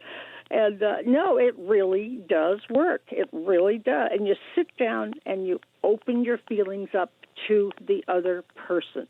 And it's okay to say what you're thinking. And I guess you can't do that if the other person lives in your cell phone. That's kind of, I think it's a very, very bad idea. I really do. I think it's going to teach people to stay withdrawn. And they're going to get comfortable with not interacting with another person.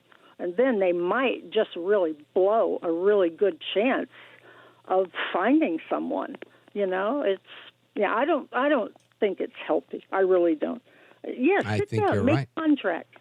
Yeah, make contracts at the end of the day. So I won't do this. I won't do that. And then you get to laugh with each other and hug when you break it or when you keep it. I agree with you. I think interacting with each other is a much smarter thing to do. And Yep. I think we need real life people just like we have here when you guys call in on Open Phone America. Imagine calling in and it's all AI. That would be horrible.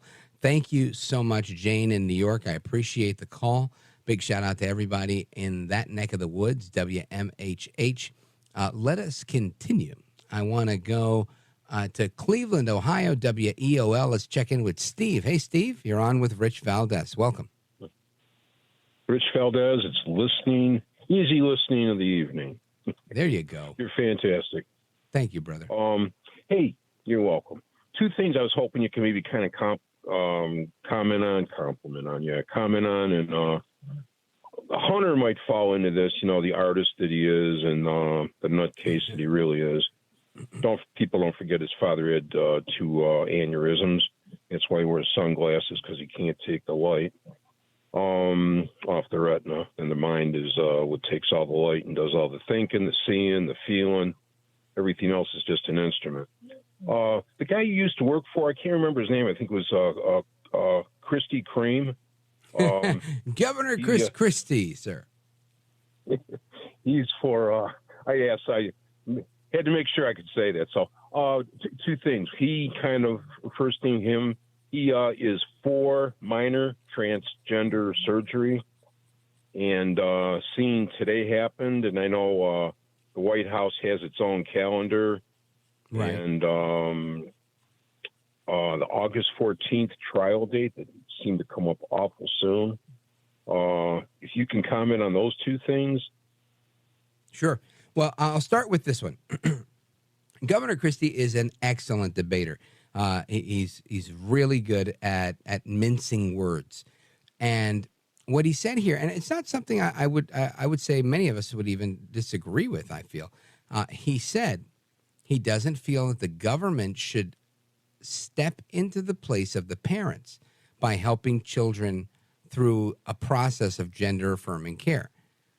And what he was saying was, and again, it allows him to speak out of both sides of his mouth, per se, right? Or I guess a happy compromise in a situation like this when it comes to sex change surgeries for minors. He says, look, we can't have this where parents aren't involved. And I agree with that. I think, A, I think we shouldn't have it, period. But B, if it's happening, anything regarding gender-affirming care should involve the parent. It shouldn't be a hands-off type of interaction where you just, hey, here's my kid, here's free reign handed over to you. No, it doesn't work that way. And he went on. One of the quotes I'm reading is, the fact is, folks who are under the age of 18 should have parental support and guidance as and love as they make all of their key decisions of their life, and shouldn't be one that's excluded by the government in any way. So I that's the part where it leaves the door open. I would say, look, if the government wants to ban sex changes for minors, I'm all for it, and I agree with you. At the end of the day, he's supporting sex changes for minors as long as parents are involved with it. The problem is, with these things, a lot of times the parents are egging this on, and they're the ones that are, in my opinion, mistaken on a lot of these issues. Now, I don't think parents are typically mistaken. I just think when it comes to something like this, I think the kid has to have a say, right? I could ground my kid. I could do a lot of things where my kid doesn't have any say. But when it comes to actually changing their body, I think that goes beyond my scope as a parent, right? Because now I'm making life-altering decisions for the child, which, one could argue you're making life-altering decisions when you take them on a trip or you take them on a roller coaster or whatever, but those are just risks. I think a decision to change one's biology or to attempt to change it, that is huge, right? And it's something that we shouldn't take lightly in any way. So I think, this one I'd say I'd have to disagree with Governor Christie on this one. While I agree with parental support and parental guidance and all of that stuff, you have to have that. I also think we can't just sit here and condone this stuff and say, well, if you and your parents think that, Tommy should become Susie, then, hey, go for it. I think that's wrong. The kid has to have a say, and the kid needs to be protected. And you don't get that lamentably if in fact these people are just making these unilateral decisions that don't take the kid into consideration, right? And by the kid, I mean the fact that they lack the age of accountability in whatever that number is in whichever state you're in. And to me, that's a big deal. So that's where I'm at. Now, your other question, Steve, was on the trial date for Trump. Sure, this is designed to handicap him every step of the way, whether it's the spectacle that we see with these charges or the dates that they give when they're putting out the dockets. They want to trip him up. They want to slow him down. And it's amazing with these. One poll has Trump up against Biden. I think it's a Quinnipiac poll. And then there's another one just from yesterday, the day before, that has him in a statistical tie with a plus or minus of 4%. That's Trump twice indicted, beating Biden. Unbelievable. Anyway, folks, we're coming right back to your calls and more. I see we got calls from the Ozarks, from Michigan, and all over the place. 833-4-VALDEZ, 833, the number 4, Valdez. Don't go anywhere.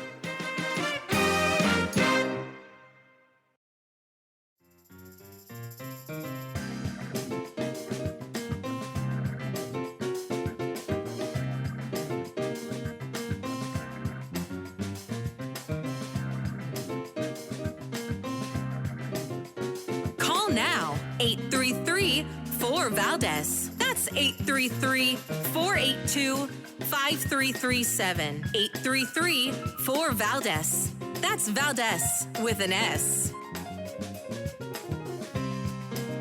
In seizing this moment, we need to manage the risks to our society, to our economy, and our national security.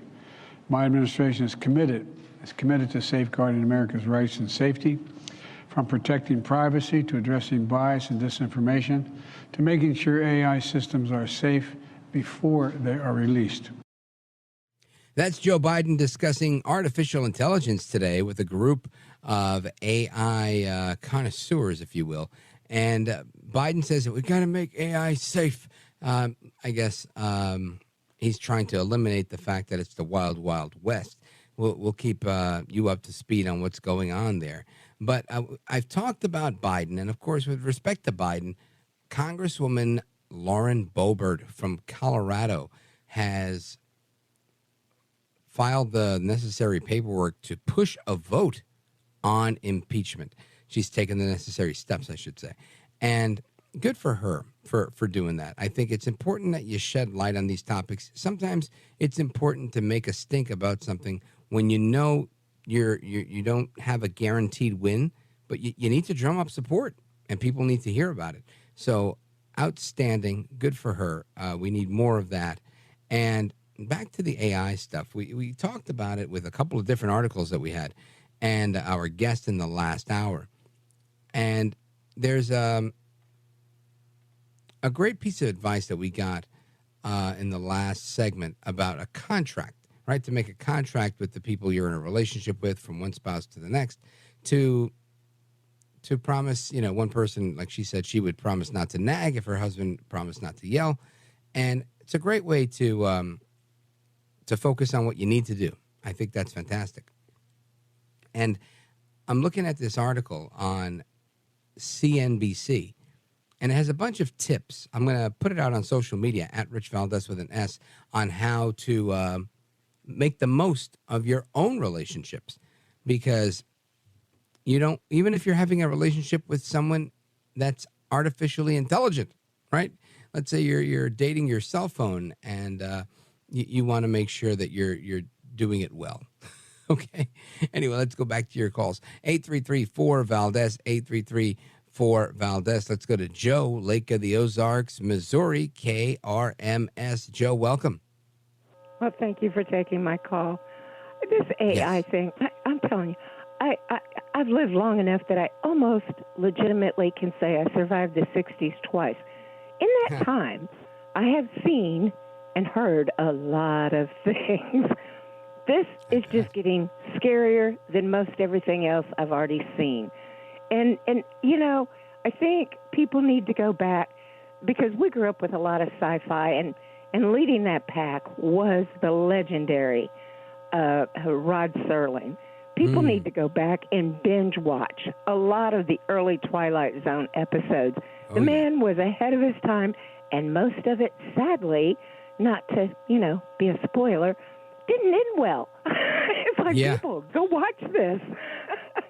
Yeah, you're right. And that's why it's oftentimes we use this refrain, right? Like, feels like we're in the Twilight Zone. I typically use that when I read something coming out of New York or one of the crazy Biden stories that you hear about each and every day.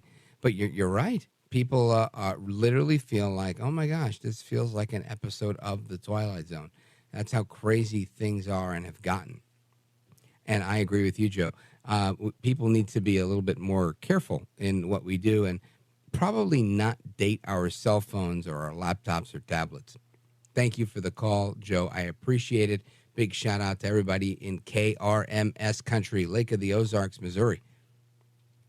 And we continue. Let me give you the phone number, though. 833-482-5337, 833-4-VALDEZ. Actually, I'm going to take a quick pause here, and then we'll come back and resume your calls. We're going to the middle of the country, checking in with our buddy in Michigan. Don't go anywhere.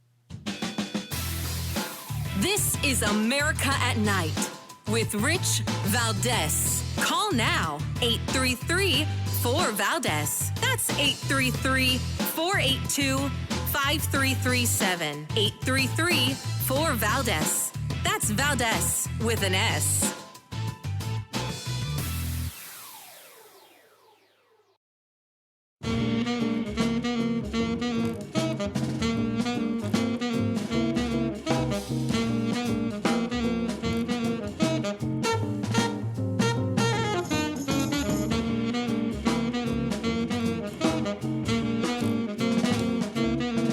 He's brown, he's bald, and he's breaking it down. It's America at Night with Rich Valdez. Call now, 833-4-VALDEZ. That's 833-482-5337. 833-4-VALDEZ. That's Valdez with an S. Given all of that, and given similar cases with tax fraud, this is not a sweetheart deal. It's a deal. I think it's a good deal for Hunter Biden in that he will stay out of prison and end up with only 2 misdemeanors on his record. But it's certainly not a sweetheart deal out of line with what happens in the rest of the country. That's Jennifer Rogers, a legal analyst with CNN, saying this is no sweetheart deal. Meanwhile, Hunter Biden's probably going to go celebrate somewhere where it's really warm and just throw himself a little party because he's got the best sweetheart deal in town. We're going to continue with your calls and a couple other stories that I want to share with you. double back on a couple of the stories I've already teased. But let's check in with our buddy Ken, calling from Lansing, Michigan, right in the middle of the country, WILS. Go right ahead. Good evening, Rich. Great show as always. I want to make a quick comment on Clarence Thomas. He is far and away my favorite judge on the Supreme Court. I think he makes great decisions on whatever the subject is. And did I hear you not say, or your guest early, the judge that wrote the book, that the case involving a woman in California, she had a marijuana plant and the DEA raided her house? Yeah. Yep, that's accurate. And Clarence Thomas voted for that woman to be able to have that right to use it?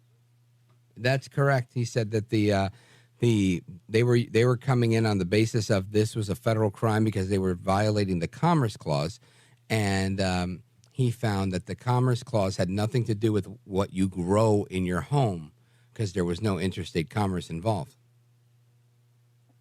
And normally he's a very conservative voter normally, and I like a lot of his views on that. But I'm liberal in some ways. I'm a cannabis activist, and I use cannabis daily. But thank God he had at least an open mind enough to realize, hey, she's using that for her health, to help her body. She's tired of prescription drugs from doctors. So I'll just leave that at that. Thank you, Clarence Thomas. Yeah, and you know what, Ken? I'm not a cannabis activist, and I'm not a cannabis enthusiast. But I will tell you that I do think that the federal government should remove them cannabis as a schedule, whatever. I think it's a Schedule 1 narcotic. I think they should remove that designation. And to me, it's a states' rights issue. It shouldn't be a federal issue. And if the states are allowing it, whether you like it or not, the states are allowing it. And that's that. And we should allow that to be the case. Instead of keeping it one status at the federal government and another at the local government, I think that causes confusion for a lot of people and inconvenience, if nothing else. Yes, it does. But hey, I want to have a little story. I'll tell you a little story about the AI person you were talking with earlier. Yeah, I firmly believe that AI already is into our politics as far as into voting machines. And I almost have conclusive proof of that, Rich. I'm going to tell you a little story that happened in 2020 in Michigan in a small community in the Upper Peninsula. This community had between 400 and 500 registered voters for years. This community had never voted for a Democrat in any form, mayor, town dog catcher, president, senator, anything. They always voted Republican for 140, 50 years, whatever. Well, 2020, geez, oh, Pete, look at this. Joe Biden wins in that town. Well, then people had enough influence and raised enough hell. And when you live in a small town like that, you know everybody. You talk to almost every neighbors talk to each other. So they went around and they raised enough hell. Well, they had a recount. Imagine that. And by golly, Donald Trump come out winning. So wow.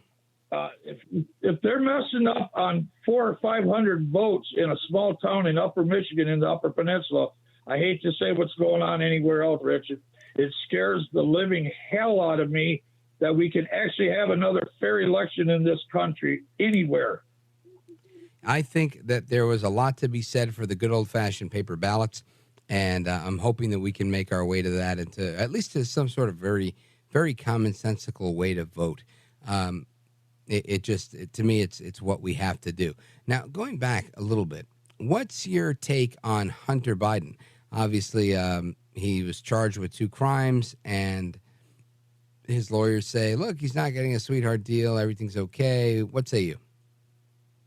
Well, I want to personally thank the FBI, the Federal Bureau of Investigation, for their incredible investigative work on that computer for only having it 2.5 years and getting 2 big whopping misdemeanors on Hunter. That's just fabulous law enforcement, Rich. I hear you on that one, Ken. Thank you very much. Big shout out to everybody on WILS. And we continue. Let us go to Andrew, Sebring, Florida, WWTK. Go right ahead. Hey, Rich, I'm sorry. I got for listening to your show a little bit late.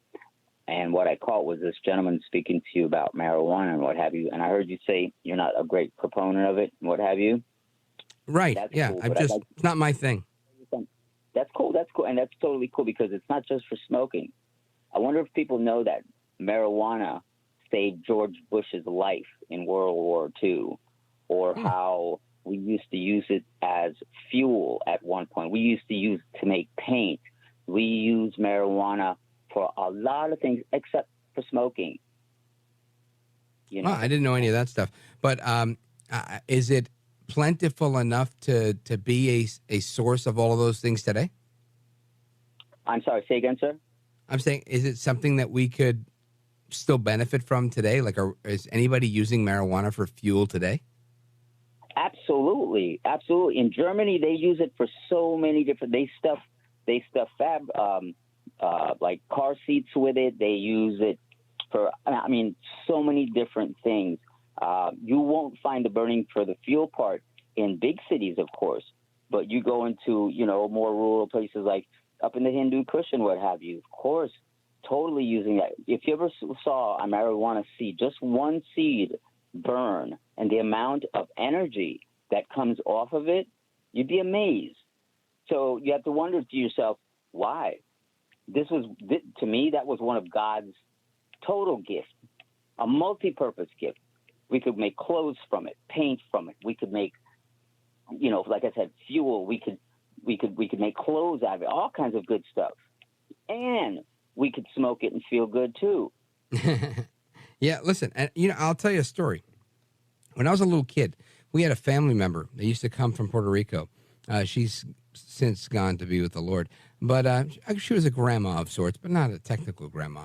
And she would come and visit, and she would make this mixture of oil, camphor oil with like the wintergreen rubbing alcohol, and I remember at one time she was saying, we need to add some marijuana. Where do you get that? Do you have a plant out back? And we were like, no, we don't. And she was saying, you got to buy some, and we got to put it in there because that will ultimately, she was making this concoction for my grandmother, my real grandmother's arthritis, which was very severe at times and was very debilitating. And I remembered as a kid looking at that and going, wow, look at that. You know, it has like this medicinal use. And then that becoming a big debate, and then, you know, not being a debate, and here it is. And I'm pretty sure that it's very effective in many ways, from CBD to hemp to everything else. And it's just interesting to see the evolution of it. Like I said, for me, it's not a product that I use and frequent that I could really get behind and say, oh, this is the best thing ever. But I'm not, I don't care if others are using it. I just think you know, I don't want the whatever rule that's out there to be unfair. Like, you know, if you're driving while you're high or stoned, and you cause an accident, that you should be treated just like somebody who was drinking and driving, in my opinion, right? And although one might be driving faster and one might be driving slower, but my point is, I feel like in some of the states where this has happened, they were given, let's use the term that's been going on, a sweetheart deal. You know, like in New Jersey, it was the most interesting rollout in New Jersey. They rolled out recreational cannabis use, and one of the caveats in the state law that was written was that if minors are caught with possession of marijuana in their car, that under the state law, the law enforcement agency doesn't have to report that finding to the legal owner of the car, which in most cases for a minor is going to be their parents, right? They're driving their parents' car. So you don't have to know that your kid was just pulled over and ticketed for possession of marijuana, but it happened in your car. Fascinating, right? That was actually written into the law. So in New Jersey, and so it's things like that I think, you know, there's a little bit more to meet the eye here. We've got to be careful with this stuff. But thank you, Andrew. I appreciate it. Thank you for listening, number one. And number two, for educating us on all of the different uses of marijuana and how it's used for energy and all those other interesting uses. Andrew in Sebring, Florida, WWTK. Anyway, folks, we're coming right back with your calls and more. 833-4-VALDEZ. This is America at Night with Rich Valdez. Call now, 833-4-VALDEZ. That's 833-482-5337. 833-4-VALDEZ. That's Valdez with an S.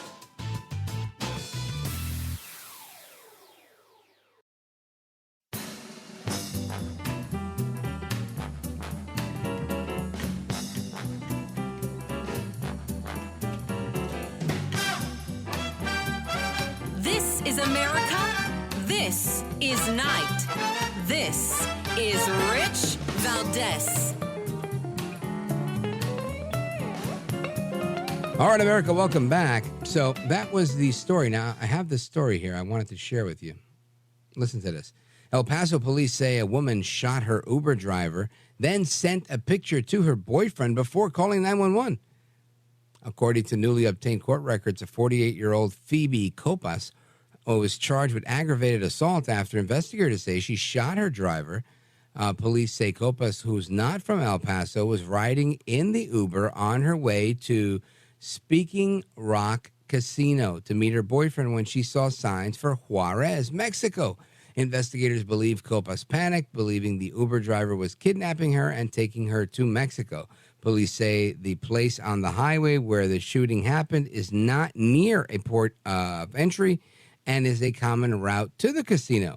This happened on U.S. Route 54 near Loop 375.